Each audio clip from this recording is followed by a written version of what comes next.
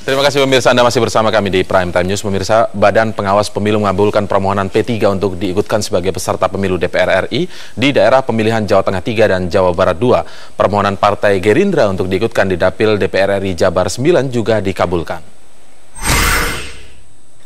Badan Pengawas Pemilu, Bawaslu, mengabulkan permohonan Partai Persatuan Pembangunan dengan menyatakan bakal calon atas nama Ainaul Mardiah memenuhi persyaratan sebagai calon anggota DPR RI untuk daerah pemilihan Jawa Tengah 3. Bawaslu juga menyatakan P3 memenuhi syarat ikut sebagai peserta pemilu atas Dapil DPR RI Jabar 2. Menyatakan bakal calon atas nama Ainaul Mardiah memenuhi persyaratan sebagai calon anggota DPR RI untuk daerah pemilihan DPR RI Jawa Tengah 3. Ketiga, menyatakan pemohon memenuhi syarat untuk ikut sebagai peserta pemilu atas daerah pemilihan DPR RI Jawa Barat 2. Dalam sengketa pemilu ini, P3 menggugat KPU karena tidak mengikutkan partai berlambang Ka'bah ini di Dapil Jateng 3 dan Jabar 2. Keputusan KPU menyatakan P3 tidak memenuhi syarat kuota perempuan di Dapil Jateng 3 karena Ainaul Mardiah, caleg perempuan, dibatalkan gara-gara KTP-nya tidak berlaku lagi. KPU juga membatalkan P3 di Dapil Jabar 2 karena tidak memenuhi syarat sistem zipper. Pada sidang yang berbeda, Bawaslu mengabulkan permohonan Partai Gerindra untuk diikutkan kembali sebagai peserta pemilu DPR RI Dapil Jabar 9 sepanjang memperbaiki pencalonan. Ya, saya kira KPU harus mengikuti ini karena aturannya kan juga berbunyi keputusan Bawaslu ini adalah final mengikat. Saat ini, Bawaslu masih menangani sengketa pemilu yang diajukan PAN, Hanura, dan PKPI. Tim Liputan, Metro TV.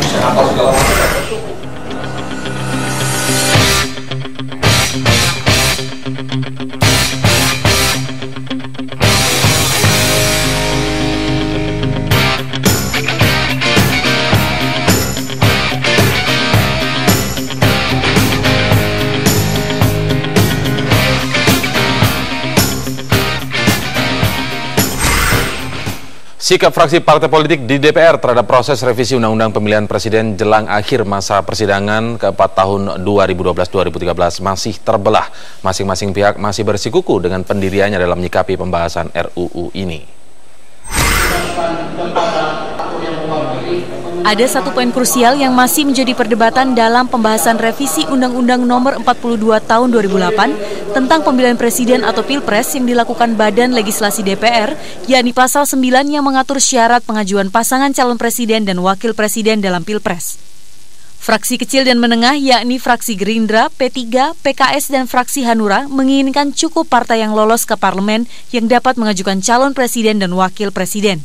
Saya sudah perintahkan anggota saya di pimpinan Balik untuk melakukan perubahan ya terhadap Undang-Undang 42 tentang Pilpres itu, karena saya kira tidak hanya pada parliamentary threshold yang dipersoalkan, tapi saya kira juga beberapa hal yang perlu dikritisi yang menyangkut masalah rangkap jabatan sebagai presiden dan sebagai ketua partai politik ya.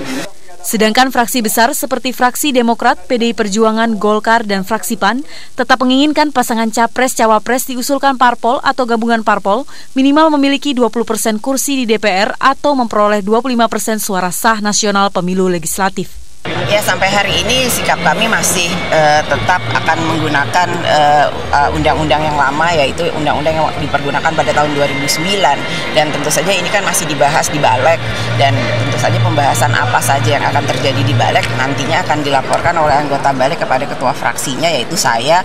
Tidak ada substansi lain yang dibahas kecuali presidensial threshold, maka daripada nanti persiapan KPU lambat, nanti ada judicial review segala macam, mending tetap saja.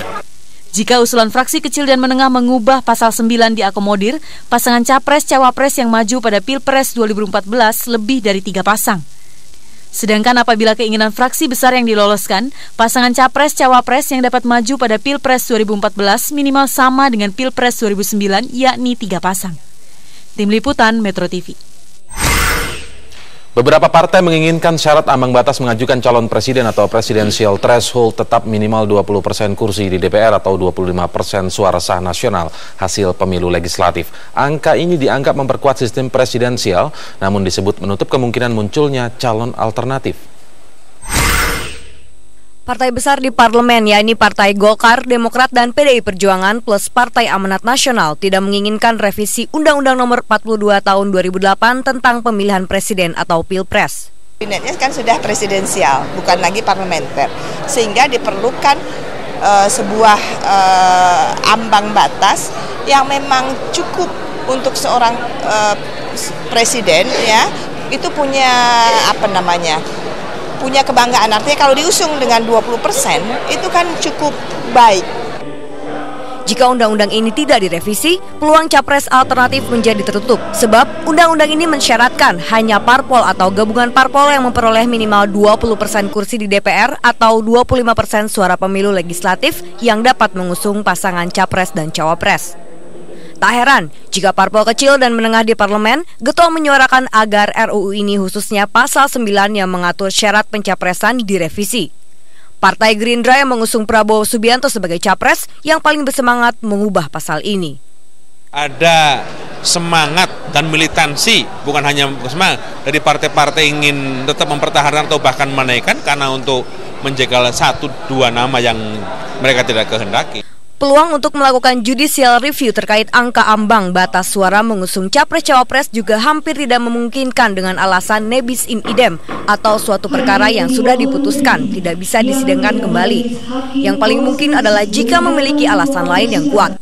Jika tidak juga, mau tidak mau hanya capres yang selama ini bertengger di setiap survei yang muncul pada Pilpres 2014 mendatang. Tim Liputan Metro TV. Partai Nasdem sepakat Undang-Undang Nomor 42 Tahun 2008 tentang Pilpres dipertahankan hingga pemilu 2014 mendatang. Partai Nasdem menilai upaya untuk mengubah angka presidensial threshold dari angka minimal 20% kursi DPR atau 25% suara hasil pemilu legislatif sebagai langkah mundur. Data pemahaman daripada Partai Nasdem sebenarnya Undang-Undang Pilpres yang ada saat ini sebenarnya seyogianya harusnya mampu dipertahankan. Jadi kalau ada revisi bukan barangkali dengan membuka koridor, ya kan, presidensial threshold yang sudah batasnya 20% dan 25%, itu harus diturunkan. Bahkan ada usulan misalnya kalau sudah lulus parliamentary threshold, automatically bisa mencalonkan diri calon-calon presiden. Saya pikir kita setback, mundur. Upaya penyederhanaan partai didukung sepenuhnya oleh Partai Nasdem.